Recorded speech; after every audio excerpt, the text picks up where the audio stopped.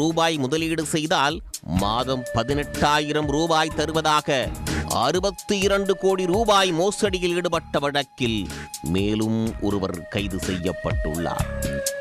ஓராண்டுக்கு பின் முன்னாள் ராணுவ வீரர் சிக்கியது எப்படி?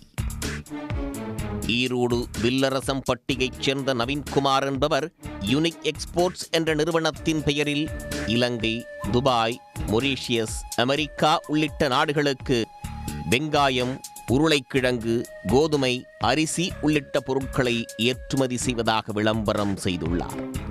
தங்களிடம் பணம் முதலீடு செய்தால் லாபத்தொகையிலிருந்து பகிர்ந்தளிப்பதாக கூறி இதற்காக பல்வேறு முதலீட்டு திட்டங்களையும் அறிவித்துள்ளார். 1,00,000 ரூபாய் முதலீடு செய்தால் மாதம் 18,000 ரூபாய் வீதம் 10 மாதத்தில் 1,80,000 ரூபாய் வழங்குவதாகவும், 5 லட்சம் ரூபாய் முதலீடு செய்தால் 10 மாதங்களில் 7,50,000 ரூபாயை திரும்ப வழங்குவதாகவும் கூறி முதலீடுகளை பெற்றிருக்கிறார்.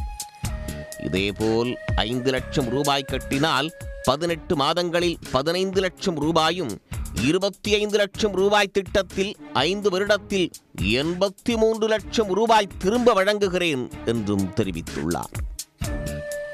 இதில் குறிப்பாக ஓய்வு பெற்ற ராணுவ வீரர் முத்துச்செல்வம் ராணுவத்தில் பணிபுரியும் நண்பர்களையும் அவர்களது குடும்பத்தினரையும் அணுகி இந்த திட்டத்தில் சேர்த்துள்ளார்.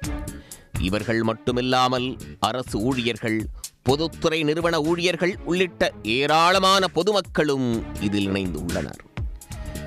இதன்படி கடந்த 10 ஆண்டுகளில் ஏராளமான நபர்களிடம் கோடிக்கணக்கில் பணம் வசூலித்த நவீன்குமார் கும்பல் திட்டம் முடிந்ததும் பணம் தராமல் காலம் தாழ்த்தியதோடு தலைமறைவாகிவிட்டதாகவும் கூறப்படுகிறது.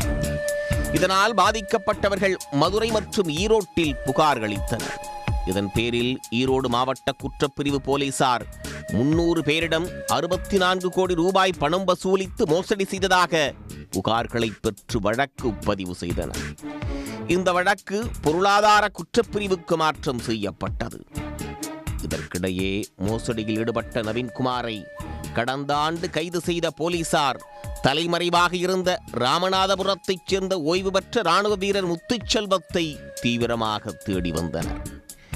இந்த நிலையில் கிருஷ்ணகிரியில் பதுங்கியிருந்த முத்துச்செல்வத்தை போலீசார் ஓராண்டுக்கு பின் கைது செய்தனர். இந்த வழக்கில் மேலும் 6 பேர் இன்னும் தலைமறைவாக உள்ளனர். அவர்களையும் பிடிக்க போலீசார் தீவிர நடவடிக்கை மேற்கொண்டுள்ளனர். உடனுக்குடன் செய்திகளை தெரிந்து கொள்ள சன் நியூஸ் பெல் ஐகானை கிளிக் பண்ணுங்க.